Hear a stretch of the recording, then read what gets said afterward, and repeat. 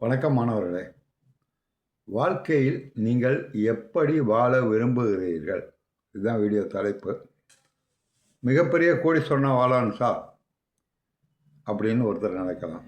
குடும்பத்தோடும் உறவினர்களோடும் ஒற்றுமையாக வாழ வேண்டும் சார் அப்படின்னு ஒருத்தர் நினைக்கலாம்.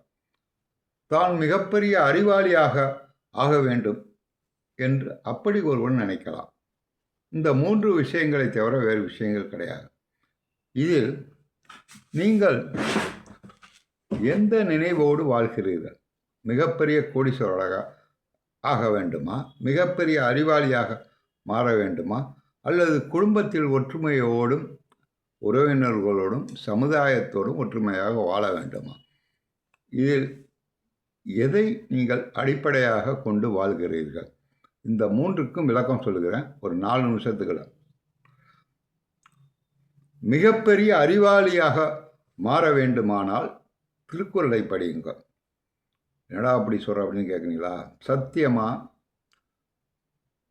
Old SSLC 82 83 SSLC முடித்தவன். அப்புறம் +2 கரஸ்பாண்டில் முடித்தவன்.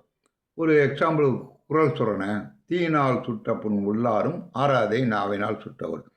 இந்த குறளுக்கு என்ன விளக்கம் தெரியும்? ஒருத்தன் நான் ஒரு நாள் எவ்வளோ அசிங்கமாக திட்டான்னா அதை மறக்கவே மறக்காது. அவனை பலி வாங்கணுங்கிற எண்ணம் ஒவ்வொரு மனிதனுக்கும் தோன்றும். நம்மளை அப்படி திட்டா அவனை அவமானப்படுத்தணும். அதுதான் தீயினால் சுட்ட புண். ஒரு நெருப்புனால் சுட்டுடுச்சுன்னா காயம் ஆறிவிடும். ஆனால் வார்த்தையால் பேசிட்டான்னா அது மறக்காது. இதுதானே சார் நம்மளுக்கு அடிப்படை அறிவு. இவ்வளோதான் நம்ம திருக்குறளை பற்றி நம்மளால் தெரிஞ்சக்கூடிய அதி முக்கியமான விஷயம். ஆனால் ஒரு 10 வருடங்களுக்கு முன் என்கிட்ட ஆண்ட்ராய்டு மொபைல் அப்போ கிடையாது. நான் ஒரு டிவி மெக்கானிக். மொபைலே கிடையாது. அப்புறம் ஒரு சின்ன சிற்பம். அப்புறம் ஒரு ஆண்ட்ராய்டு மொபைல் என் பொண்ணு கொடுத்தான். அப்போ சேலம் ருக்மணி அம்மா, சுகி சுகம், கீரன் புலவனார், சுய் மீ சுந்தரம், இந்த மாதிரி புலவர்கள் பேசுகிற தென்கட்சி கோசாமிநாதன், வாரியாசாமி பேச்செல்லாம் கேட்டுக்கிட்டே இருப்பான். அப்போ இலங்கை ஜெயராஜன்னா பேச்சு வந்து அவர் ஈரோடு புக் ஸ்டால் பேச்சுக்கு ஒரு மிகப்பெரிய பேச்சு பேசியிருந்தார். பாரதியை பற்றி பேசியிருப்பார், நிறைய விஷயங்கள். அப்புறம் பார்க்கும்போது அவர் வீடியோ பார்க்கும்போது கொஞ்ச நேரம் தான் அவரை பார்ப்பேன், யாரா அவர் அப்படி. அவர் நான் திருக்குறளை பற்றி பேச வேண்டும் உங்களுக்கெல்லாம் அப்படின்னு சொல்லிக்கிட்டே இருந்தார். என்னடா திருக்குறள் அப்படி முக்கியமான விஷயம் இருக்குது, அறிவுரை சார்ந்த நூல் தானே அப்படின்னு தான் நானும் சத்தியமாக நினச்சிக்கிட்டு இருந்தேன் சார். அப்படி இருக்கும்போது ஒரு 6-7 வருஷத்துக்கு முன்னாடி முதல் குறளுக்கு விளக்கம் சொல்கிறாரு. 2.5 மணி நேரம் ஒரு வீடியோ. இந்த முதல் குறளுக்கு முன்னாடி உரைப்பாயிரம் பரிமேலழகர் உரை இறக்கம் 10 வீடியோ சார். முதல் திருக்குறளுக்கு வர்றதுக்கு முன்னாடி 10 வீடியோ. ஒரு வீடியோ குறைஞ்சது 2.5 மணி நேரம். ஒரு வீடியோ 2.5 மணி நேரம் வச்சுங்க. 10 வீடியோங்க 250 கிட்ட ஒரு நாள். ஒரு திருக்குறளில் முதல் குறளை தெரிஞ்சுக்கிறதுக்கு ஒரு நாள் செலவாயிருக்கு. ஒரு நாள் நீங்கள் எவனோ 2.5 மணி நேரம் தொடர்ந்து ஒரு சினிமா பார்க்குற மாதிரி பார்க்க முடியுமான்னு ஒருத்தன் பேச்சை கேட்டு அசந்து போய்விட்டு சத்தியமாக உலக வாழ்க்கை என்ன என்று தெரிந்து கொண்டேன். அப்புறம் அதில் மூழ்கிட்டேன். குறைஞ்சி 7-8 வருஷம் தொடர்ந்து நானும் திருக்குறளை படிச்சுக்கிட்டே இருக்கேன்.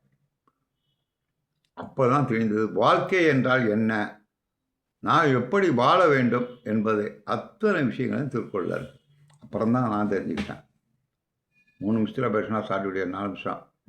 ஜிபி கிடையாது. யோசித்து பாருங்கள்.